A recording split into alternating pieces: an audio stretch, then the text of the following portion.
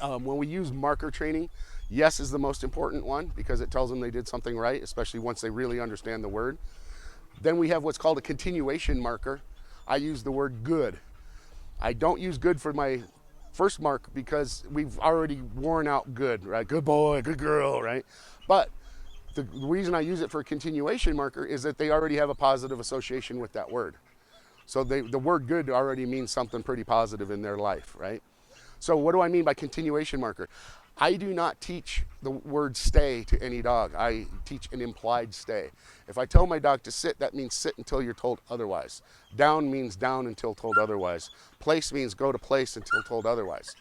So to build that, it's called duration. If you put my dog in sit, I can go, good, good sit, okay, and then I release him with the okay. Yes, I know you're being so good.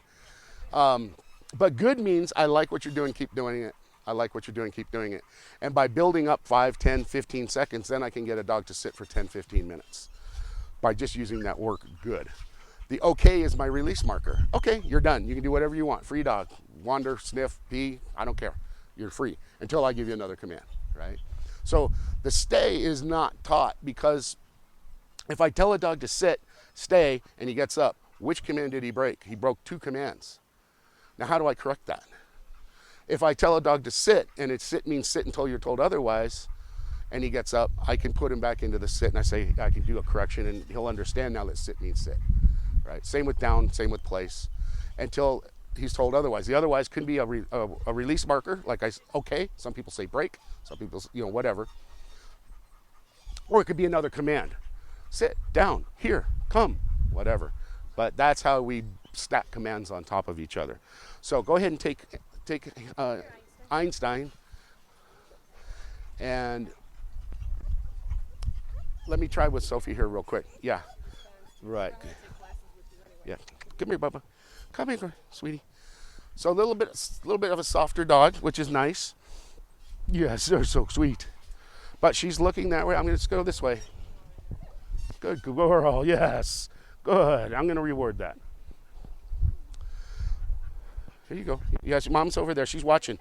She's watching you. Okay, so we're going to take left foot.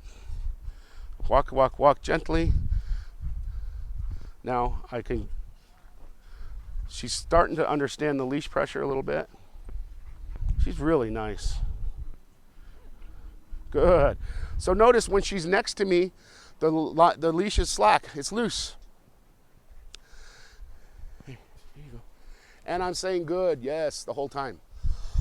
I want her to know that is what I want from her. Oh, well, you didn't want it? Didn't like that one? No? Okay. So you turn and just walk. Just walk. Sit. Good, yes. So when she's in that kind of heel position, there's no pressure on this leash, and I'm going saying good, yes, good. And so she knows that that's what it is I want. When she started walking towards you, what did I do? I turned, right? You want a piece of, a piece of food? Want a piece of food? Oh, sweetie. Yeah, she is. So I'll use you to set her up again, right? She's going to want to come to you, right? I'm going to turn. Little tap on the leash is all it took that time, right? So this is what I mean by communication. I'm just saying, yoo-hoo, over here. I'm not, oh! The hard stuff comes when they're going at 100 miles an hour. If they're going that way, committed, I'm going that way, committed. So it's gonna compound that correction. She didn't need that kind of a correction there, right? You have to be appropriate with the amount of force or effort that you're putting into it. She just needed a little reminder. Yoo-hoo, with me. Yes, good girl. Good girl. Turn and go. So she's going to be a really good candidate for you. Now, you're dealing with your knee, so this would be indoor stuff for you or driveway stuff for you. But maybe do a short box pattern and just do short 90-degree turns, and that's going to teach her to turn with you, right? And right. So I would practice this in the house to get it understood by her and you, because if she does get in front of you, I want you to be good at dropping the leash and turning and going. And don't, everybody does it. They go, "Where's my dog?" And they wait. Keep moving. Pretend you don't have a dog at all. I'm going that way. It's up to them to figure out to catch up to us and heel. And when they catch up to us, again, when you feel that pop, as soon as they start to come towards you, you'll feel this line go slack from them catching up to you. When that line goes slack is when you say, "Yes, good girl, good boy." Let them, as they're catching up. Don't wait till they get to you. Let them know that they made the right decision. So we're marking the decision they made, not the completion of it. So the fact that she moves towards me when I start walking, "Yes, good girl." I mark it when she makes the decision to make the motion, not the completion of it.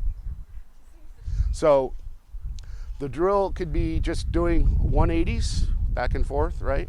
Or doing a square or rectangle box pattern with 90-degree turns. But kind of mix it up, and don't cue your dog verbally that you're about to turn. Don't say, just do it. Don't go, "We're turning," or "Let's go," or you're just gonna turn and go.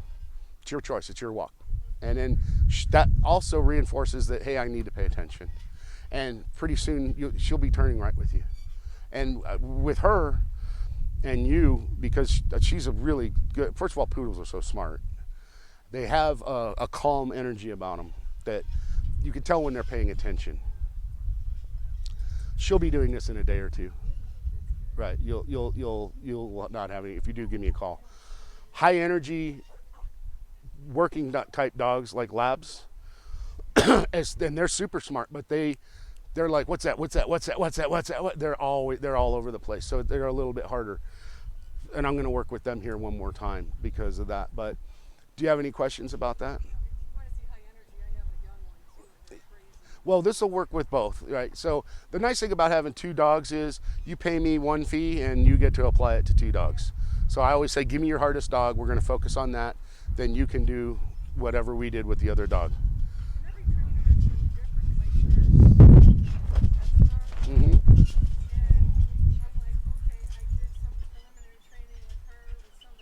Right. Yeah. So what you'll do is we'll agree on some markers. You don't have to use mine. Yeah. Right. Yeah. Right. Yeah. So here's the thing. My way is not necessarily the best way. It's the way that I have found over 20 years of working with my dogs and everybody else's that works for me. And it's also the way I'm able to teach. So there are trainers out there that are amazing, competitive, world-class, sport dog, but they can't teach. They couldn't teach the word cat, right? They're not good teachers. So my thing is I need to be able to communicate what I know to you, and I use that through the markers and the layered pressure. Yeah, yeah. I like eye contact. Also, now you can try what's called the light switch game. I didn't make that up. Some other trainer did. Is you take a piece of food in your hands and you hold it out here, and if she looks at your hands, nothing happens. When she looks in your eyes between your hands, you can say yes and give her a piece of food. It's a light switch game because if you think of these as light bulbs, staring at a light bulb doesn't turn it on. You have to hit the switch. So your face is the switch that says yes, right? So she's looking at the light bulbs if she's looking at your hands. If she looks at you, you go yes, and then you hand her a piece of food. Teaches her, no matter what's going on out here, I need you focused on me. When she's distracted like that, I like to put a little pressure on her. Yes, good girl. That step is all I need. That step teaches her that when she's, yeah, do you want a piece of that? Oh, that's good stuff. That's good stuff. So the thing about different trainers and different styles is if you put 3 trainers in a room, the only thing 2 of them will agree on is that the third guy's wrong. Okay? We all have our things, right? And we have our favorite ways of doing things and terms for different things. Yeah. Yeah. So once we set up a marker system, it needs to be consistent. So you can go ahead and take her. How's he doing over here? Let me have a handle on him. Hey, Bubba, come on. I know you don't like me. That's okay. Jackson. So if he gets in front of me, I just want to teach him, hey, oh, good boy. Guide him over here. And then he's going to you. Oh, okay, we'll go over here. Good. Good. Good. Let's go. Let's go. Oh, good boy. That was nice. And notice I'm not asking for a perfect heel here, right? What is nice about competitive focused heeling is it gives you something to do later. Like, so you can always keep your dog thinking. Like my dog is, if he's in a general, it's a pretty good heel, I'm happy. 2 years later, if you want to teach your dog something, teach him to do a focused heel on command. And then it's like, oh, this is new, it keep me thinking. And that, there's a different process to that, but you can take a simple heel and turn it into a whole new learning process down the road. So we don't need to start with the super duper competitive, perfect heel. Good boy, look at that. So again, this has been loose, and so he's choosing to be next to me even though mom's over there. So the loose line is the word or the mark that he's doing the right thing. Do you want food this time? Do you think you want food? No? You probably want to go say hi, huh? Let's go this way. Oh, yeah, good boy. Good boy. So he's given to the pressure really light now. Super light. He should never pull again. Especially if you do these 180s, right? Do this in the house, low distraction. This is the worst it's ever going to be with wind and dogs and chairs and people that they don't know. Calmly in your house, this is going to go so much better. Good boy. Oh, look at that. So that was literally the weight of my hand on that string that guided him over. So this is what I mean by giving the leash pressure. There's no more arguing. If you're already in this position, you've lost. Set up, regroup, do it again. You're doing so good. Yes. Do you want some food this time? You want some food this time? No? Jackson? Okay. It's okay. The reason I want to do this too is because we travel a lot, and I mean a lot. We travel across countries, both of them.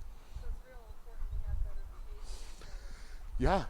If you're going to be like in, campgrounds or in truck stops or, wherever you're going to be, yeah. So he's going to walk towards mom. I'm going to say, no, we want to go this way. Oh, good boy. Yes.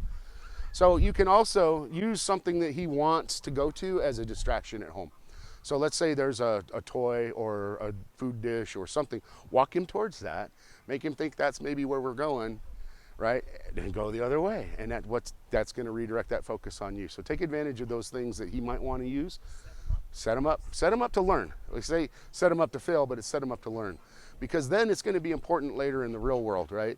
When I want him calm and polite next to me, just like this, right? So if we're sitting here talking and he's on a loose line and he's behaving, you can take this dog anywhere. Right? Now he's a little bit dog reactive, and that's something that we can work on. That's a different topic. And that's where once we establish this, if he gets reactive with another dog, we can now apply a correction to him, because we're not correcting him for reacting to that other dog. We're correcting him for not paying attention to me. We've already reestablished this relationship that I'm the leader and I'm the leader guy, right? Why are you paying attention to that dog? So it's not a correction for reacting to the dog. It's pay attention. So it's going to be yoo-hoo, pop, pop, knock it off. We're working here. Good boy. Now I'm going to turn. Go. I'm going to turn. He's with me. Oh, okay, yeah. Let's go this way.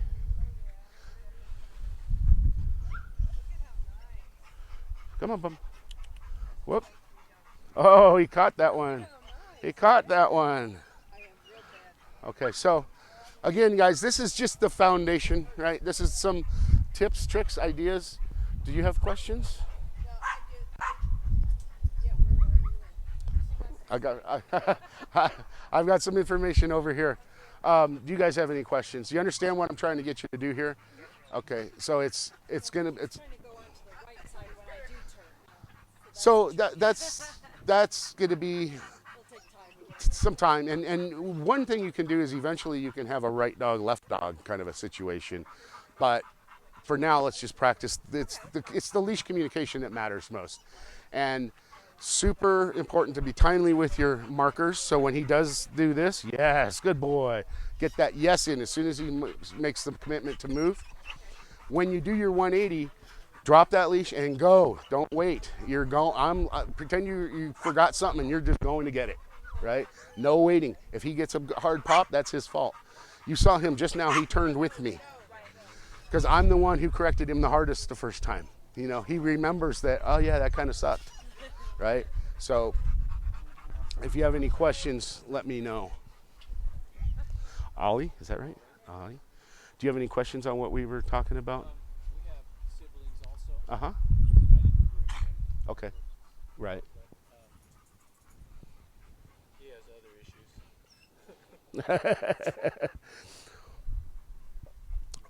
What kind of problems are you having there?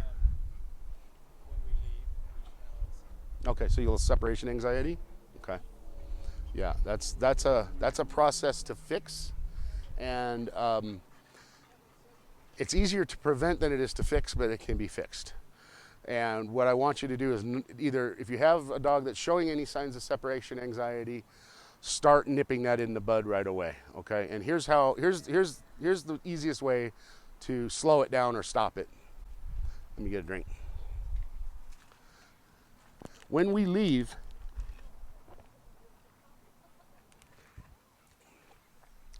do not make a big deal out of leaving. No, be good. Mommy will be back. Don't tear up the house. Please stay off the furniture. Don't make. When I leave, I say I'll be back, and I walk out. Okay, I don't. There's no long, loving goodbyes, right? If you make a big deal out of leaving, the dog thinks it's a big deal that you're leaving. Okay, it's no big deal to leave the house. We do it all the time, right? The other thing is, when we get home, this is the hard part. No, Mommy missed you. I'm so glad to see you. Do not make a big deal out of coming home.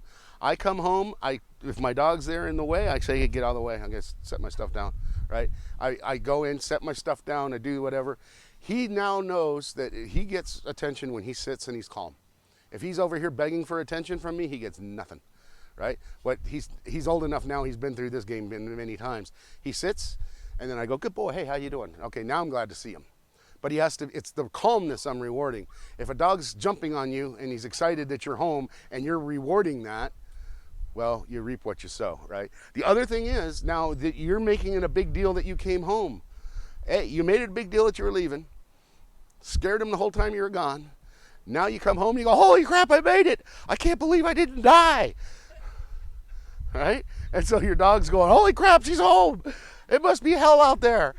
Don't ever leave again. Right? But if you just come home and it's like, hey, how you doing? Set my keys down, set the groceries down, whatever, and now you're being calm. Good dog. Good dog. Now you can play with your dog. I have a young one. Yep. And the look on her face when I took her. Yeah. I didn't do anything. Yep. I just walked out the door. But I make the mistake when I come home. It's like, Right. So that's the best way to prevent it or to nip it if it's starting. If you have a dog that has a severe case, that takes a little more intensive work. I have a question. I have two little dogs, and they drive me crazy because if somebody walks by the house, they don't like it. Right. How do you stop that? Well, so there's some things that we want to be careful what we ask for. I like to have an alert bark, right? I want my dog to let me know somebody's out there, but I need to be able to control it a little bit, right? So what I would like to, you would probably want to instigate some sort of a quiet command or that's enough command to let them know, okay, I understand there's somebody out there, good job, now shut up. So when you think there's somebody's going to be coming by your house, what you might want to think about is having a slip lead on that dog already. So that now I can go over, I can get control of them and say, hey, knock it off. Good dog, but knock it off. And I can let them know that you did your job, it's done, let's knock it off. So if there's a certain time of day that you know, hey, the neighbor walks by, or if you can set it up, hey, neighbor, do me a favor, walk by, whatever. If it's just having a slip lead out and available, so they're going yip, yip, yip, yip, you just go get the slip lead, put it on them and say, hey. But it's something you have to train out of them. Now, smaller dogs, high energy dogs like that, right? Those are going to be a little tougher because they are just bred to be super reactive, right? They are alarm dogs. Okay, so we don't want to train that completely out of them. I've got a client out in Buckeye with 2 German Shepherds that we can't get to bark. We're trying to get them to bark because she did such a good job of shutting them up when they were puppies. Now they won't even bark when somebody rings the doorbell. And so now I'm teaching her dogs how to bark. So so you can overdo it both ways, right? It's like a German Shepherd is like the most natural barker in the world, right? And these dogs will sit there and just be good. Ding dong, come and get her. Or bad practice to when they do howl and you're not even gone to like put her in timeout. Yeah. So For 5 minutes. if you do you crate your dogs? Okay. We're gone. Okay. So what I also want you to start doing is crating your dogs when you're home. Okay, 5-10 minutes, maybe dinner time. What I want is take away the association of the crate with you leaving. So the crate does not necessarily mean they're going to be alone. Crate is a place for the dog to decompress. It's their place. It's basically a dog house you can see through. Okay, so I think we're using the crate as a punishment when the howling and you're not home. okay, so I want the crate to be their spot. So here's what I want. I want them to have a positive association with the crate, but you can also use it as kind of a timeout, as you were saying. Kind of like, okay, when we were kids, if we got sent to our room, we didn't hate our room, right? But we liked it. We had a positive association with our room. We had the posters on the wall that we wanted, whatever, right? But if we got sent to our room, it was just like my parents saying, I don't want to deal with you right now. Go to your room. That didn't mean I didn't want to go to my room. So with the crate, I want the dog in the crate while you're home. Let them just coexist with you while in the crate. The crate doesn't mean I'm going to be stuck here for 3 hours or 2 hours or 4 hours. I always limit a crate time to about 4 hours. Either I got to come home or I got to have somebody come in and let the dog out and do its thing.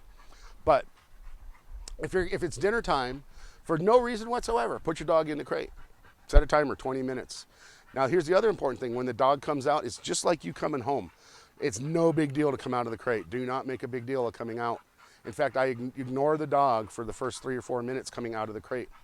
We don't want to throw a party like they just got out of prison, okay? Because then they'll want to get out of the crate. Coming out is no big deal. There's no treat. There's no nothing. And then 5 minutes later, you get some affection and some attention. You go in the crate. Oh, hey, good dog. Here's some treats. Here's a toy. Going in the crate, all the good things happen. Throw treats in there. Coming out, no big deal. Don't make a big deal of coming out of the crate. That creates crate anxiety, which is part of separation anxiety. So if every time you leave the house, you put the dog in a spot that he doesn't want to go for a reason that he doesn't want you to leave, or she, and then is there for 2 hours or an hour or whatever, and then when you get home, you let him out and throw a party, yay, good dog, good dog. That's going to be harder for them to overcome. So coming out of the crate, no big deal. Into the crate, good dog, good dog, good dog.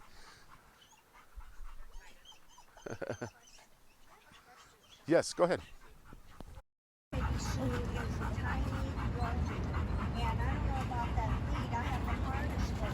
Is that bad? Can I? So I would still use a light slip lead on her, only because the harness will encourage her to continue to pull.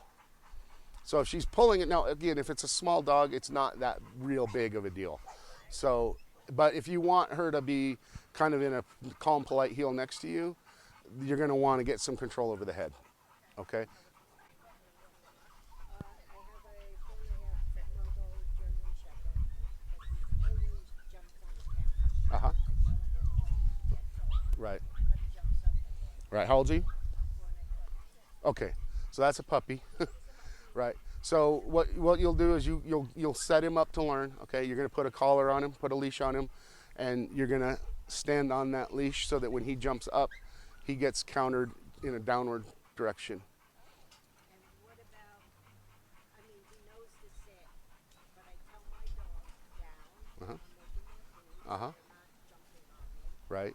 He's the only one that'll sit there and watch me and lay down. He will not. So down is the hardest thing for a young dog to learn for some reason. Down. Yeah. Young dogs are usually down is the last thing they do well. Hey, let me see. Hey, how are you? Let me see, Gracie. Hey, Gracie girl.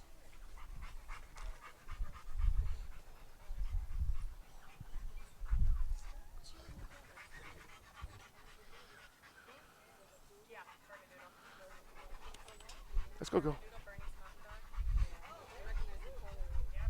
There you go. Yeah, hi. Hi. So when you do like a jumping kind of thing, you would just stand on this leash like this, and then see how she just corrected herself downward like that. But right, so you just that way the correction's coming from the opposite direction of the jump, and you kind of have to set it up. Hi, Gracie. Hi, girl.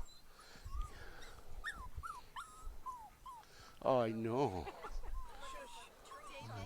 Is it good during, training to maybe have a short slip lead on at all times? Yeah. So if the dog is supervised and you're in your house and you're trying to correct some problems that might be random, having a short slip lead on the dog supervised, you don't want to do it if you're unsupervised because they can get tangled on something and choke themselves. But yeah, I always like the idea of being able to come up to my dog and gain control right away.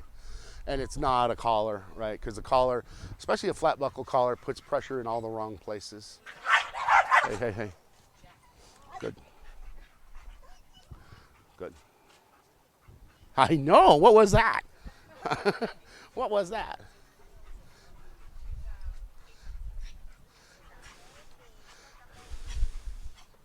Hey, no, no, no, no, no. How's he doing? Good boy. Do you guys have questions? Okay, good. There's some business cards and flyers up here, guys, if you want to grab one. And we could talk about pricing and money and all that good stuff. Yeah, sure, absolutely. Absolutely. You guys kind of understand. German Shepherds, you got your hand full, right? Yeah.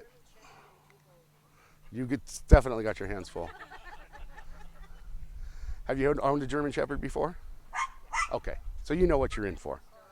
You know what you're in for. Okay, good. Yeah. So introducing, when you're working on training, how do you handle introducing dogs? So, first question is why? Is this a dog that we want to spend time with, or is it just random dogs, right? I don't want my dogs meeting random dogs, period. If I see a random dog over there, I'm going that way. I don't. Dogs don't need that interaction. Now, if it's your dog and my dog and we want to set up a play date and we want to do an introduction, that's a different thing because I know you, I know your dog, right? And I want them to go play. Okay, so I, generally speaking, assuming that our dogs do not have any aggression tendencies, right? And even somebody who's a little reactive, like Jackson back here, I'm taking leashes off. So a dog under stress has two instincts, right? Fight or flight. Those are the defaults, right? At the bare minimum, when all's going to hell, they've got fight or flight. If you have them on a leash, you have taken away, and they know you've taken away their flight option. So when they get stressed, they often jump right into fight. Okay? So what we want to do is give the dogs both options. And what you'll often see is as they're getting to know each other, one might get a little too pushy and this one snaps. And then that one backs up. And that's them communicating, saying, hey, dude, you're in my space, right? It's kind of like you don't, like with people, we don't like close talkers. You're, dude, what are you doing, right? And you might push. So dogs will have that communication. If they're on a leash and it have to be that way for sometimes, I want them on a loose line. I don't want them to feel this because then they're like, oh shit, I can't do anything. And then I have to fight. So if we were going to introduce our dogs, if there's not previous known aggression, if there's previous known aggression, then I do things like put them in two crates next to each other, let them get to know each other through the crate. Smells, they get to kind of see each other, coexist. Sometimes I just want dogs to coexist without killing each other, right? And so getting to know each other through the crate walls, so to speak, and then it's not like all of a sudden, who's that guy? And usually once they've figured out kind of their hierarchy, they're satisfied. There's very little, once that's decided, I'm the boss, you're number two, you're number three, whatever. Number three very rarely decides, hey, I want to be number one. They're just fine with the confusion comes when there's the danger comes when there's confusion. Am I number one or you number one? Well, let's fight it out. We'll find out, right? Once that's decided, then they usually hold that. Remember, 2 dogs is a pair, 3 dogs is a pack. So 3 dogs and up, you have a pack, and you have a pack hierarchy now. So you kind of have to let them kind of figure that out amongst themselves. With 2 dogs, they usually will bond and they'll be pretty equal. In fact, when they play, I've seen oftentimes, even with my dogs, they'll take turns being dominant and submissive, dominant and submissive, dominant and submissive. So, but with a pack hierarchy with 3 or more dogs, you'll see they generally are going to hold their position pretty well. And the top dog still has to defer to you. You got to be above all of that. And I don't like using terms like alpha and stuff like that in the human world. I'm the boss. All of y'all have to listen to me. All right? I don't care if you're the big dog or the last dog in line, you're all going to listen to me. So as long as you have that command over the dogs, then that's safer too. Because I don't want, when there's a skirmish, I want to be able to just break it up. Don't reach in with your hands if there's a skirmish, you're going to get bit. Hopefully you never get to that point. I'm just saying, if there ever is a problem, you just don't want to. I've seen so many people get bit reaching in to separate dogs by this. They feel something grabbing them and they assume that's a dog and they turn and bite. So yeah, no, don't get. I'd rather have to just. Usually those are short-lived. It's usually nip, nip, nip, nip, done. So. Yep. Yeah, so right here, see how he's being good. Have that loose. So you were kind of holding a little bit of pressure there. Make sure you let it go. Like when he's being good, let him know he's being good by having that be loose all the time. Okay. And, yeah. Sorry about that. Hey, that's why we want all dogs are different. Class, I really Yeah, appreciate here you it. go. I'll take one of those. Yeah. Yeah, I think you'll like her. She's really super smart. Yeah. Do you have the info? Yeah, and you can take that if you want to. Just talks a little bit more about what we can and can't do. Yeah, thank you for Yeah. your time. Absolutely, I'm glad to do it. So do you do training in a specific place, or? It's all in home one-on-one. Okay. Like, all in the home. Yeah. So I like to do it in the spot where they're going to live. So sometimes if there's a problem dog, it is best to remove the dog from the situation and do off-site training. But most of the type of stuff that we're dealing with as pet dog owners, most of it is in-house, one-on-one, once a week. And most plans are going to run about 12 weeks, 16 depending